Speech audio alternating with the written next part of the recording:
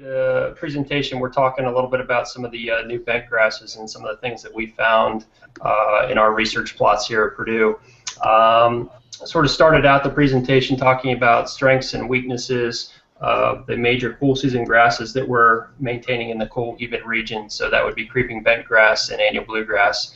And for those of you that are going to the golf industry show, there's actually a seminar that myself, Adam Miller of the USGA, and Greg Schaefer from golf course here in Indiana are putting together related to the economics of creeping bentgrass and annual bluegrass putting greens. So we'll go through the all the strengths and weaknesses of those two grasses. And for me, as I look at that and I look at annual bluegrass, one of the things that I see is that a lot of people, as the golf economy has changed, are starting to have to struggle a little bit more with making decisions as far as protecting that annual bluegrass, whether or not they're going to babysit that annual bluegrass or they have the staff to babysit that annual bluegrass. And it has sort of led into a lot of people starting to look at some of these newer bent grasses. And we've had a study that's been in the ground about, it was 5 years last fall, so we're just done with that study. And what I've started to see in the last 18 months is a number of people are starting to contact me about we're considering a renovation, or maybe the club is a master plan, or maybe suddenly Imprellis has propped up the golf economy here in the Midwest, and they've got a little bit of extra cash lying around, and they're thinking of updating some things. So the conversation naturally turns to, if I am going to renovate a golf course, if I am going to continue with bent grass, is which bent grass should I be using? Cale? And yes? Cale, not to interrupt you, I have your slides up in Acrobat Reader. If you see me, if you look at the screen, I can walk through this with you. Okay. Yeah, keep going. Go down to, there's one that says, city plans to replace all 18 greens at Harding Park. So I stopped sort of there, talked about POA greens being real sensitive. People that have the mixed stands, they're having a struggle of which grass do I actually maintain? Do I go with the annual bluegrass or the creeping bent grass? A lot of times they end up getting stuck managing for the annual bluegrass just because it's a little bit weaker. And then I started, like I said, to see this trend in the last 18 months that of a number of clubs that are starting to renovate. You can stop right there, Bill. And those were two courses out on the West Coast, and they span a public course all the way to a fairly exclusive private club that are doing some renovations. And there's lots of reasons that people would be doing the renovations, but bottom line, it gets to this question right here: is if you are renovating or constructing, which cultivar should I use? And on the right-hand side of that is an image of a golf course here in Fort Wayne, Indiana, that actually started the renovation process last August, and is having some success with that. So again, I've been having a lot of these conversations with people about what they should be planting, what they could be planting, and what actually is working, at least here in the Midwest. So if you go down to the next slide there, Bill. One of the things that I tend to emphasize is, we've had a pretty long history of bentgrass breeding, and those that have been around the industry long enough are pretty familiar with Pencross, which came out in the mid-50s. The advantage to that grass over the earlier bents was, this was really one of our first good performing seeded bent grasses. So it became very, very popular, and I'm sure Dr. Kaminsky would be happy to remind Brandon and myself that apparently the sun never sets on the Penn State Empire. So this grass is all over the planet, wherever there are golf courses. So that's pretty interesting stuff. But I think we've certainly advanced past that. And Bill, if you go to the next slide. We went through the golf boom in the 1980s and 90s and into the early part of the 2000s, and the breeders had really responded to the demand and came up with a number of better bent grasses. And you see a couple lists there of general purpose, heat tolerant, and high density bent grasses. And we still have some of these general purpose grasses that are being managed quite intensively throughout the United States. And if people ask me, what do you think of South Shore? What do you think of Penn Links? That's what we have here on our university golf course greens. Is if it's managed correctly, it's got a lot of upside potential. But as you start to get into some of these higher density bent grasses, and I'll show you some pictures of where we are in terms of density with the newest generations, I think that's really, really important to be very careful with getting something that's possibly too dense. But by the same token, a lot of these grasses, all the ones certainly listed here and some of the other ones that I'll talk about, the big benefit that those are going to give you is as golf course managers are having to lower their mowing heights to meet some expectations, it's that summer density. So there's going to be some loss of shoot density no matter what. But some of these newer bent grasses are going to give you a little bit more room for tolerance if the weather conditions or something else gets a little bit extreme. Next slide there, Bill. That basically just is talking about, do your homework here. We're in this era right now of these niche cultivars, and I'm gonna at the end here show you a number of different bentgrass names from our trial that might be suitable. But you gotta really, if you're gonna go through some sort of renovation and you think it's a year away or 2 years away, I would strongly encourage you to put in, some sort of nursery on a practice putting green or something, and see how these things are going to actually do under your management program and at your site. Because some of these, quite frankly, for a lot of people, are probably going to be a little bit too dense, or if you move them into collar type situations or approaches, that they might not be appropriate for you. So that's really important. Then you get into the whole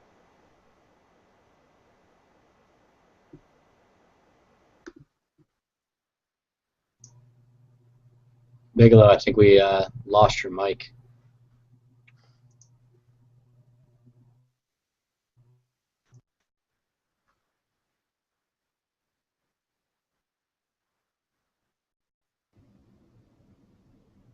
Looks like we lost him completely. Wonderful technology. Everybody, we'll just give him a minute, see if he jumps back on. He's probably at home and he's got crappy internet service. I can see internet signals there. Pictures in the background. He needs to do it from his office. Yeah. I didn't look. Were there any other questions, Bill? I apologize to everybody. I have to leave soon. I'm teaching a class in 15 minutes, and so I'm going to ditch out before the end of this. But Bill, I'll take this time to thank you for inviting me. Brandon, I'm sorry I'll miss your talk live, but I'm going to watch it back later and kind of see what you have to say. Obviously, diseases are something that I'm interested in. But again, just want to thank you. You still there?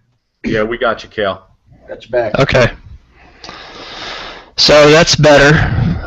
Bill, if you want to go to the next slide there. Okay. Apologize for that. That's okay.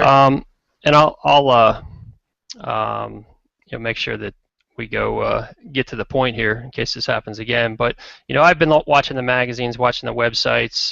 There's a lot of marketing material, and those of you that will attend the GIS show, I'm sure that you'll see a lot more of this. But some of the names on here you might be familiar with: Declaration T1. There's two newer ones that have come online in the past 12 months as far as named varieties, but V8 and Pure Distinction have attracted quite a bit of interest for some reasons that I'll show you here in a few minutes. But there's a lot of good ones out there. You just got to be very, very careful and do some homework with these. If you go to that next slide, Bill.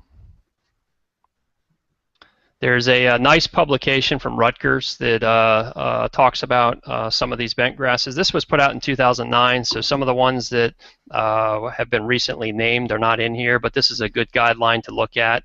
And moving to the next slide. Still there? Yep. Okay.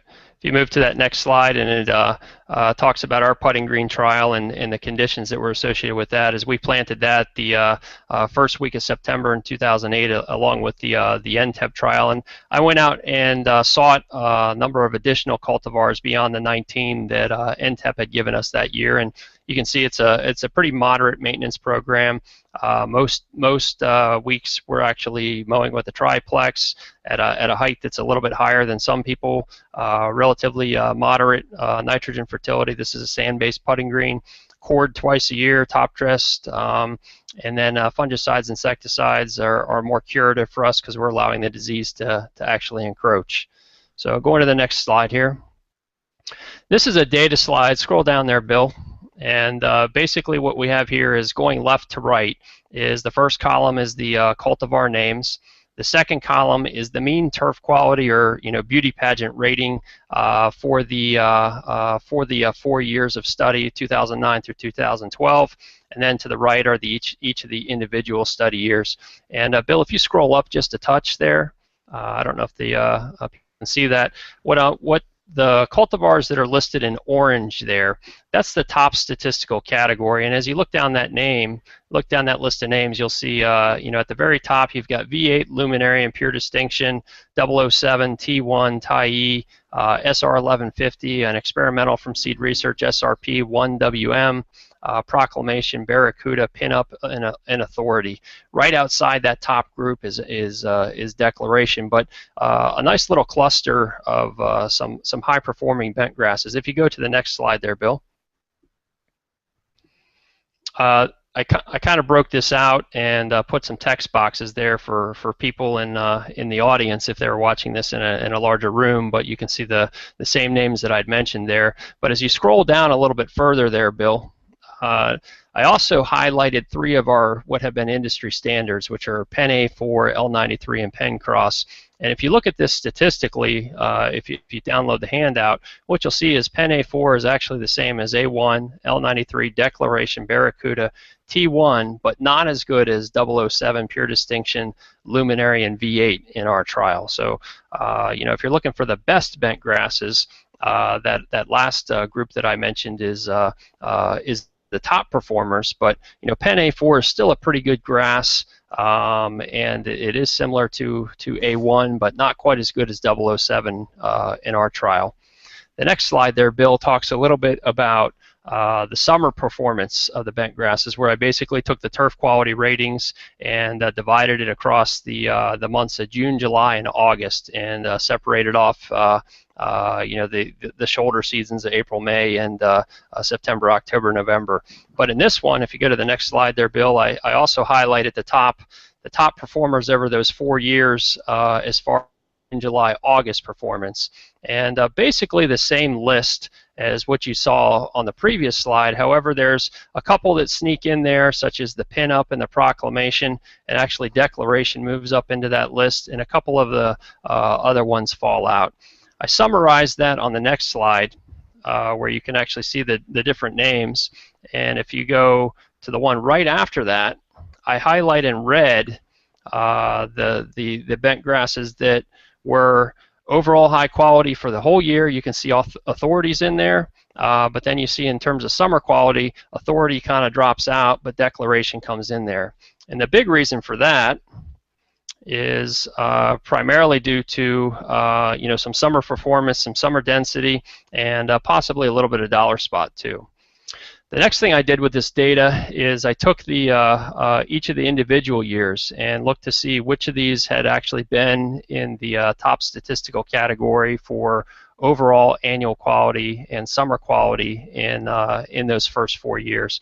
And it shortened the list even a little bit more. So for overall annual quality, you've got V8, Pure Distinction, T1, and the experimental from Seed Research. For summer quality, you got V8, Pure Distinction, Luminary, T1, 007, Tyee, and SRP, WN.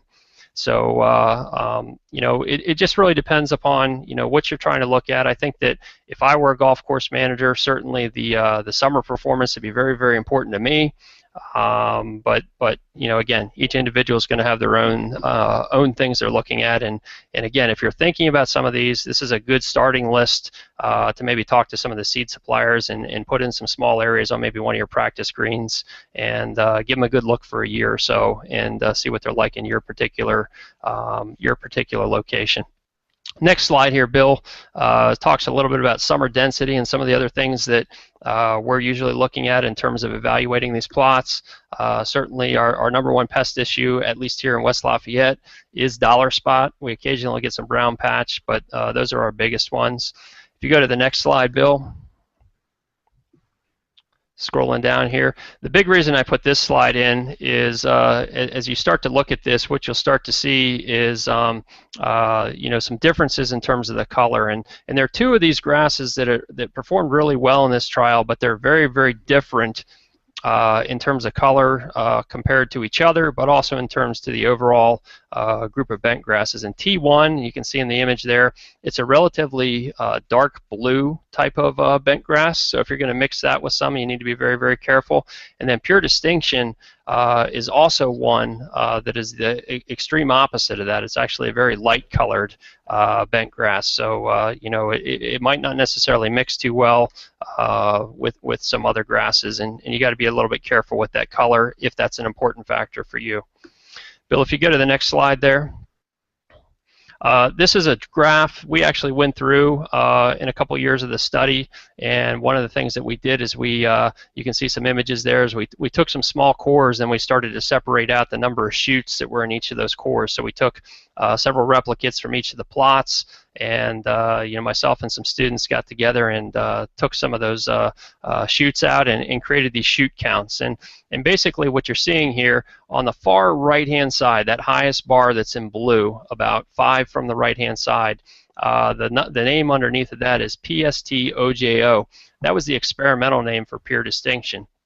If you contrast that all the way on the left hand side with Pencross, you can see Pencross has about a little over 1,000 shoots per unit area, and something like Pure Distinction is starting to approach 3,000 shoots per unit area. And the reason that this is really important is it goes back to what I said a few minutes ago, is some of these bent grasses may be too dense for things beyond putting green heights. But the other thing that's important about this is that these bent grasses that are really, really dense, as you do experience some summer thinning, and every putting green will experience a little bit of summer thinning, is these newer bent grasses are going to give you a little bit more room for error, and it's going to have a higher plant density, which is going to give you a better putting green surface. So as you're looking at these, whether it's Thai, whether it's T1, whether it's Alpha, Pen A4, thinking about, is it going to be used for the putting green surface? Is it going to be used for a collar, approaches? How's this going to affect your top dressing? All those things are very, very important factors. So think about that part as well. If you go to the next slide there, Bill. There's Dr. Leah Brillman, one of our bent grass breeders with Seed Research. She's kind of come up with some different classifications, newer, updated classifications as far as the density of these bent grasses, and this is in that publication from Rutgers as well. But you go back to these very, very standard low-density ones like Pencross, contrasting those with our ultra-high density ones. This density thing is also going to factor into not only putting green performance, but ones that are denser are probably going to resist annual bluegrass encroachment as well. So things like the Pencross, things like the putter or South Shore or Penn Lynx, those are probably going to be more prone to having annual bluegrass invade, whereas some of these newer, denser ones, that's going to help to keep annual bluegrass out as well. Bill, if you go to the next slide. This is an image that I took from some of our research plots, and it illustrates some of this density issue, and that in some situations, some of these might just be too dense for some of our managers out there. And basically what you have is one of our research plots that had been mowed in the morning. I came back to evaluate the plots later in the afternoon, and this is what I saw in the midsummer. And it's not uncommon for our bent grasses, and whether this is a good thing or bad thing, that's sort of up to you. But I would think that this is one of our very, very high density bent grasses here in the center of the slide, and that's a little bit concerning in terms of late day putting quality. Maybe this could be alleviated with a plant growth regulator or something along those lines if that's your if that's your management program. But it is something again that you might see if you put in your own research plots. Going to the next factor that's important, I think, for most people that manage bent grass, so the next slide there, Bill, is certainly dollar spot resistance. And in this image, what you can see are quite a big differences in terms of dollar spot resistance. And in the foreground, you've got some cultivars that are fairly prone to dollar spot dollar spot encroachment, and the center of the screen there, right behind the dollar spot, are some ones that are much more resistant.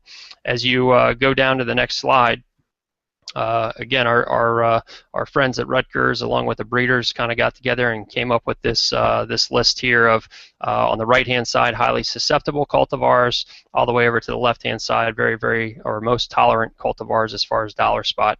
And you can see some names on that far left-hand side: 007, 13M, Benchmark, Declaration, Memorial, Penn Links. All those are very dollar spot resistant. One that might be a little unfamiliar on that list, but actually performed really well for us, and you can get the seed in the marketplace, but we didn't have it in our most recent trial, was the 13M. And you know, that's a good quality bentgrass, but has dollar spot resistance. It's very similar to Declaration. If you go to the next slide, Bill. Next slide here, basically, as you scroll down there, and very similar to some of the other tables that I showed you, cultivar names on the left-hand side. Scroll up just a touch there. The cultivars that have the orange boxes, those are the ones that are in the top statistical category for dollar spot resistance. So, you know, Barracuda, V8, the experimental from Seed Research, Focus, Declaration, Penn Links, SR 1150, Proclamation, Penn Eagle, Luminary, 007, all those are very good for dollar spot resistance. I think, you know, one that I'll point out that, you know, kind of is inconsistent in its dollar spot resistance for us, and actually is probably seen a little bit more than you know, some other people have reported, is right there in the center, is Pure Distinction. Is a little strange in terms of how it gets affected by dollar spot in our research plots, and in a lot of situations is maybe not one of our best performers. And the other one that I would say, if you're really concerned about dollar spot resistance and concerned that you're going to get a cultivar that maybe gets a little bit too much, that I would shy away from, would be the Penn A4, and that tends to get fairly well chewed up by dollar spot in our research plots if we don't get on a preventative type program. So, Bill, kind of wrapping it up here. If you go to the next slide, I've been getting this question as I've introduced some of these newer cultivars that not everyone's familiar with. Is they ask me, are you taking a risk? You know, it's this guinea pig syndrome of selecting one of these new bentgrass cultivars. You know, something like Penn A4, it's got a really long track record now. People are pretty happy with that one. And then you start talking to them about V8 or Declaration or Pure Distinction or Tai or Mackenzie or whatever, and you know, they're like, well, I just don't know enough about it, and they want to stay with the new, with the older tried and true stuff. If you go to the next slide, I kind of equate this to you know, what we see as far as automobiles, and any of you all that ever get an opportunity to come out to Indiana, and you'll land at the Indianapolis International Airport. A short few miles away, they have the Indianapolis Motor Speedway Museum. And this image right here in front of you are two vehicles that have won the Indy 500. One on the left-hand side, obviously an older automobile. One on the right-hand side with a lot more bells and whistles and more contemporary in nature. And thinking this and using this analogy back to, you know, your putting greens. If you go to the next slide, you've got this old winner from you know, very early on in the race days, and you think about this, and sure, it may have won the race back in its day, but you think about safety features, you think about you know, comfort features with this automobile. You got all sorts of you know, handles and bells and whistles and, you know, levers, and just doesn't look like the most comfortable vehicle to drive for 500 miles, but you know, somebody did it and gutted it out. If you go to the next slide, you actually have the car that won the 1955 Indianapolis 500, and again, that was the same year that Penn Cross was released. And if what your expectations as far as whoever's paying the bills are today, and you're having to meet those expectations with the technology that was around in 1955, it's going to be hard to get all those things to match up. And I would encourage you, if you are thinking about renovations, to start to look at some of these newer cultivars that I mentioned, even beyond some of the Penn A's and G's. Although they're still pretty good, it's something that maybe something that's a little bit better, particularly with respect to some of these stress and disease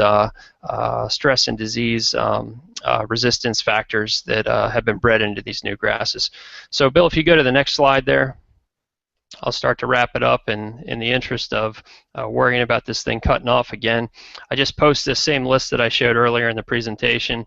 These are lists that we feel pretty good about, at least at this point.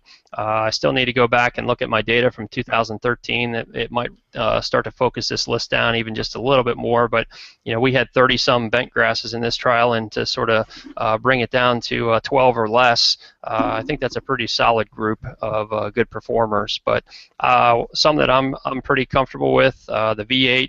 The luminary has done really, really well. I think luminary is a grass that's being handled by Landmark Seeds right now. Tita Green's got the Pure Distinction. Several people have the 007. Jacqueline's got the T1. Barracuda is another interesting one. And then certainly the Authority and Declaration, as well as the other ones that are on that list. All very, very good performers.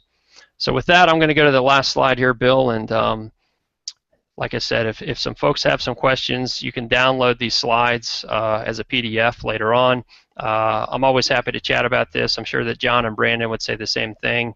And I'm going to leave it there and see if anyone typed in any questions, Bill. We don't have any questions at the moment, Cale. Okay. I guess I have one question for you. Through my tenure as a superintendent, managing various types of budgets, I think one of the biggest challenges that I faced was when you came to a golf course that had really high expectations. They had the newer bent grasses, and then budgets declined, and now you're forced on a moderate or lower, smaller, moderate budget to maintain these types of cultivars. So if given that potential situation for clubs, what are your thoughts on some species to kind of balance, the high maintenance with the budget expectations that are out there? I think that, at least for me, and you don't have to go back to this, but the one chart that I had there where we'd actually done a number of the shoot counts for these, if you were, for lack of a better term here, saddled with one of those really, really high density bent grasses, I think the one thing that I would be very, very conscious of and looking carefully at would be, your nitrogen rates and pushing shoot growth.